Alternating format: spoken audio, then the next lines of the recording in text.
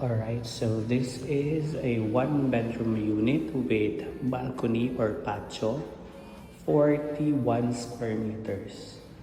So dito sa bathroom natin, sobrang lawak din. May head shower, may provision for the washing machine. Ito yung kitchen area. Malawak yung natin, yung living room. And this is the bedroom. So ayun, malawak din yung bedroom natin. Ayan.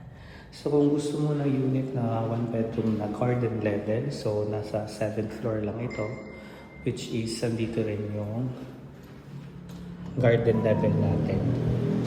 So napaka-maaliwalas. So once matapos na yung constructions natin, ganito yung view nyo. Laki ng balcony nyo or patio. Ayan. Sobrang mahangin. And this is our pathway. Connected yung dalawang tower, which is the east end